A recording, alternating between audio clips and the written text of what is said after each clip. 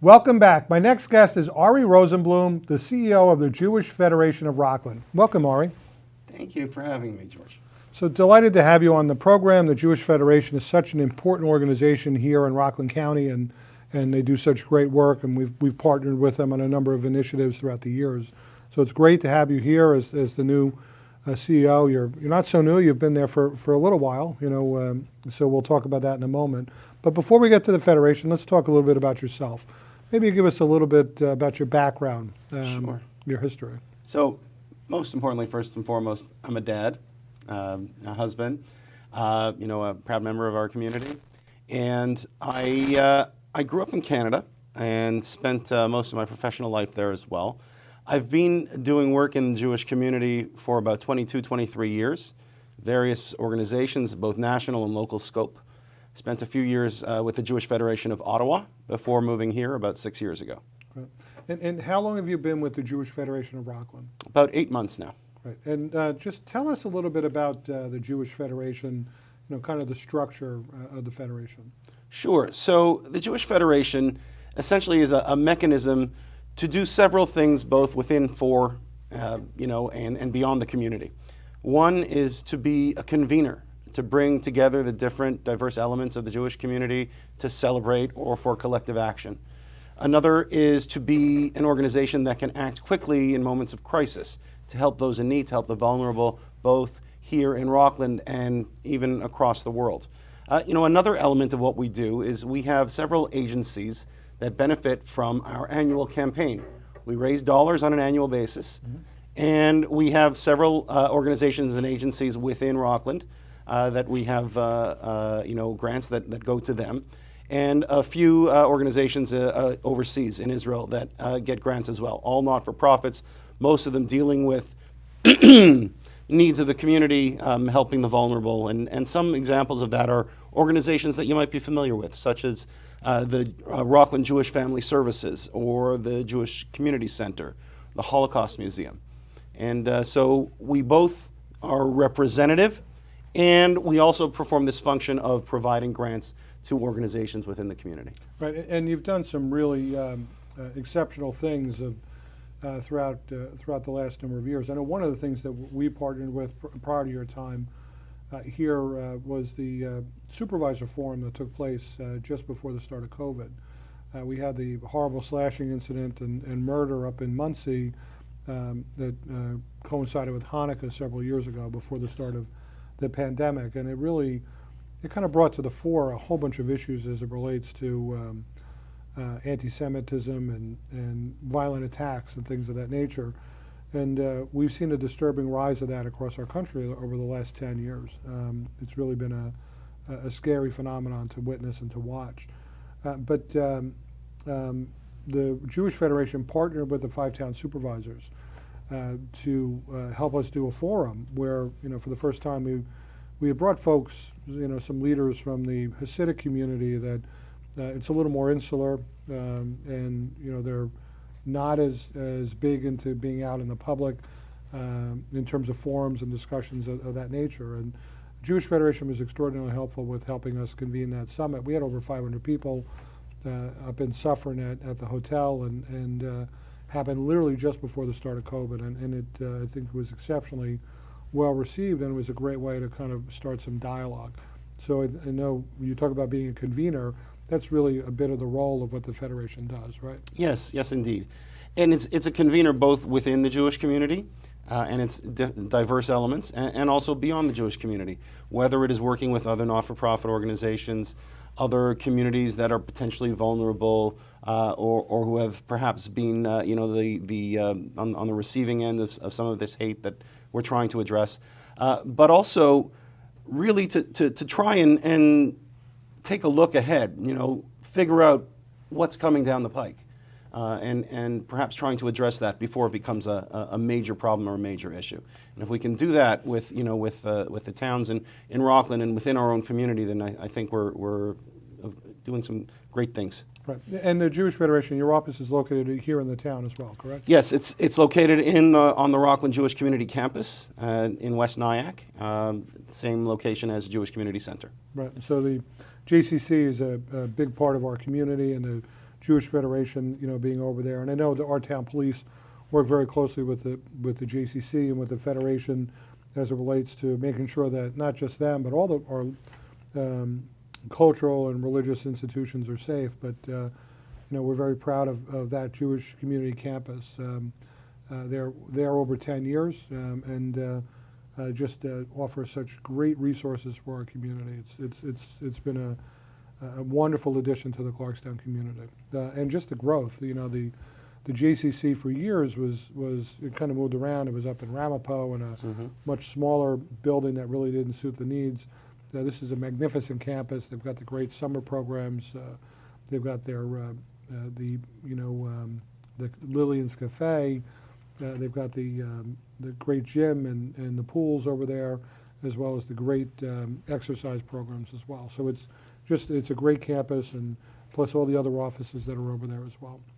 Tell us a little bit about some of these initiatives that you've been involved with and that the Federation is involved with.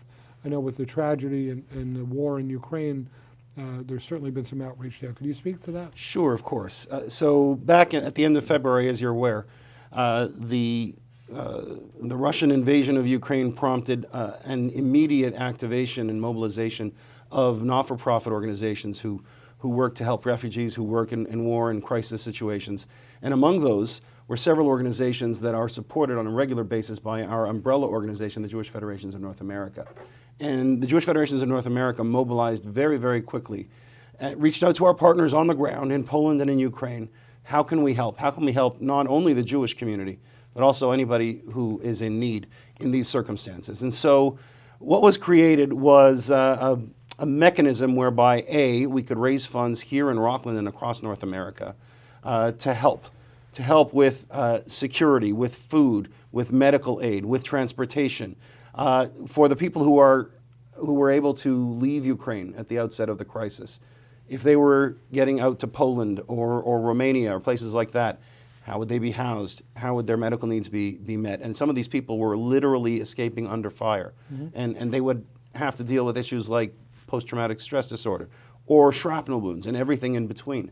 Those who wanted to immigrate to Israel under these circumstances, how could that be facilitated? Those who wanted to stay nearby, because generally speaking, the male members of their families were mandated to stay within Ukraine. So most of the refugees in places like Poland wanted to stay and wait and see what would happen. So helping with all of those things and being right there at the border was something that the organizations we work with really did so well, so powerfully well. Again, not only for the Jewish community, but also for everyone who was in need. I myself, in early April, with one of our former presidents, went for a couple days to visit with our partner organizations in Poland. And what I can tell you is, I've been working in the not-for-profit world for 23 years or so. I have never seen such unity of purpose and really such efficiency and effectiveness as I saw there. Not only were our federations, the umbrella organization of our federations in North America, able to raise well over $60 million and now on the way to $100 million to support this, but the organizations we're working with, like the Jewish Agency, the Joint Distribution Committee, World Ort, and several others, they put their egos aside. Everybody left their ego at the door, and they got to work because there were refugees in need. There were people in need. Some of the stories that I heard from the people crossing the border from Ukraine into Poland were horrific, were tragic. And simply the ability that these organizations had to really work to mitigate, because you can't eliminate this issue, to mitigate some of the trauma and some of the challenges that these people faced was incredible. One story, one of the organizations that we helped was working in the International Refugee Center in a town called Przemysl, which is about 1.5 miles from the Ukrainian border. And in the International Center, there is a medical clinic run by Hadassah University doctors, which we are supporting. We visited that clinic. We saw that people who are coming from all backgrounds and headed right across Europe, if they needed a stopping place and they needed to see a doctor, that's where they would go. And not only would they see a doctor there, they had access to specialists remotely from Jerusalem to help with diagnosis and to help them deal with people, on the ground there. And right next to it, and this is something that was fascinating, right next to it, there was a room run by volunteers from a youth organization, which essentially was a playroom for the kids from all over Ukraine wonderful. who were, with their moms mostly and their elderly, grandparents perhaps, and they're in this completely strange environment. And here was a room with some music. And the thing about it that really struck me was all over the windows and all over the walls of that room and around the room were drawings and posters that came from this Jewish youth organization's chapters all over the world. They sent this, and it's decorated that way. And, it provided a little bit of a safe space for these kids. And to know that we and our donors in Rockland were able to help accomplish these and many other wonderful things with the refugees coming out of Ukraine, it's tremendously gratifying to know that. No, that's an incredible story. So there's so much more I'd love to get to, but we've only got a couple of minutes left in this segment. So you recently were awarded the first Federation security grant.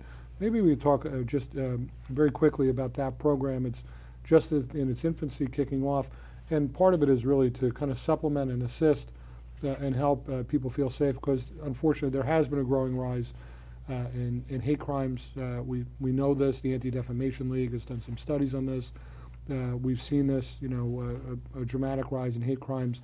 Anti-religious crimes in general, are up across the country, which is really a scary thought. But certainly anti-Semitism, it's rearing its ugly head. And the security initiative is meant to kind of help fill in some of the gaps. Maybe you could speak about that. Sure. Before I do, I wanted to just express how extraordinarily grateful we in the Jewish community are to yourself, to law enforcement here in Clarkstown and across Rockland for everything that you do now and that you have been doing, to ensure and to assist and to elevate the level of security for the whole Jewish community. What we are doing is essentially trying to provide for Jewish institutions, synagogues, camps, schools, other Jewish institutions across Rockland, additional level or additional resources that can supplement what is in place or can help put in place things that perhaps other larger institutions already have in place. And that, covers areas such as vulnerability assessments and training, whether it's volunteer training or stop the bleed training, some of the things which are already being done by some of the law enforcement services here in Clarkstown and across Rockland, and other things that, aren't necessarily available to every organization. So we want to raise the level of security for everyone. We want to help them achieve nonprofit security grants, which are available from state and federal resources. We want to try and this is actually something that I find to be critically important, is to look beyond the windows and doors of our institutions and see, well, where are the vulnerabilities that we really don't have access to these straightforward responses to? Right. How are we dealing with what goes on the streets, what goes on when there's a lot of pedestrians? And are we even thinking unconventionally, as perhaps some of the people who are perpetrating these threats are thinking? So doing that, working with law enforcement, and trying to create a network where everybody is aware of threats and the potential for threats, where everyone has access to the resources, both that the towns, and the local police departments are providing, and the resources that we can bring to the table as well, and doing that across all of our diverse Jewish community. Right. And then, the final note is we're going to learn things about how to do this in being the first of its kind across North America in leveraging the grants and creating this kind of network. We want to share that with other communities that are under threat. Right. Absolutely incredible work. It's and it's just some of this is just we'll have to have you on again to talk a little bit about some of the issues with anti-Semitism, in the future. But I can tell you, it's just two of the recent incidents that took place. That we're taping the show in August, and within the last month, we've had a couple incidents in Rockland where one is clearly a hate crime, another one is probably bunch of kids that may not be a hate crime, but it was just as horrible. It was a TikTok game where literally go film yourself, shooting a pedestrian with a BB gun that has like a modified pellet which is so it won't really hurt. It'll sting a little bit, but it's like a water pellet.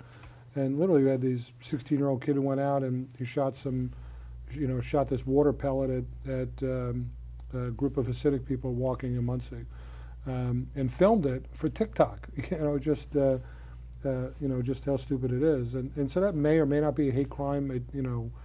He obviously, he went to a place that was a target of opportunity, knowing that people would be walking in that area. But there was one 2 weeks before that clearly was a hate crime, where they targeted and they went out and they had animus towards folks that in the Jewish community, and they knew they would be walking, and they shot them with pellets. So hopefully the security initiative will not just, law enforcement, particularly here in Clarkstown and some of the larger police departments in the county, we've done a lot with a lot of the institutions, but probably where if there's gaps that exist, it's going to be the people in different neighborhoods where maybe they're walking to an institution, but they're congregating together. And a lot of the incidents that have taken place over the last couple of years in the Northeast have really been that. It's been people walking to a house of worship and where they've been targeted. And so hopefully the security grant will be able to help with some of those situations. So one of the things that we hope to do in terms of training and awareness is really to elevate the idea among members of our community that you have to have situational awareness. It's an unfortunate truth that you cannot be oblivious to what's going on around you.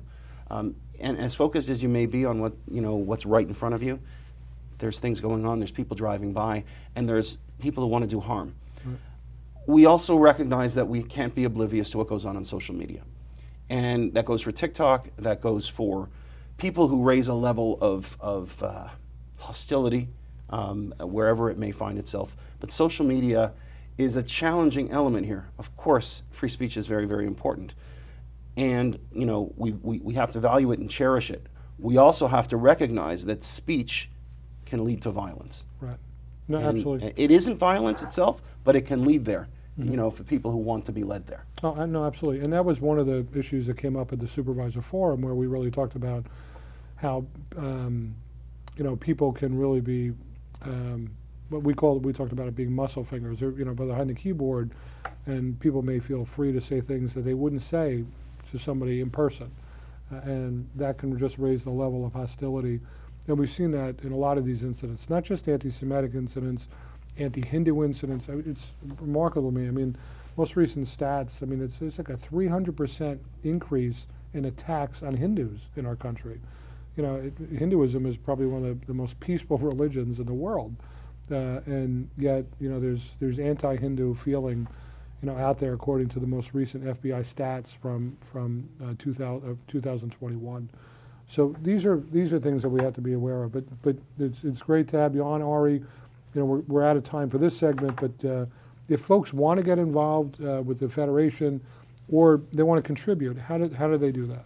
Best way to do that is to go to our website, jewishrockland.org. Okay, great.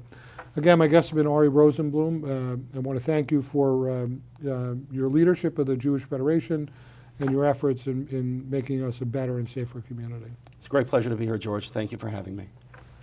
Stay tuned. We'll be right back.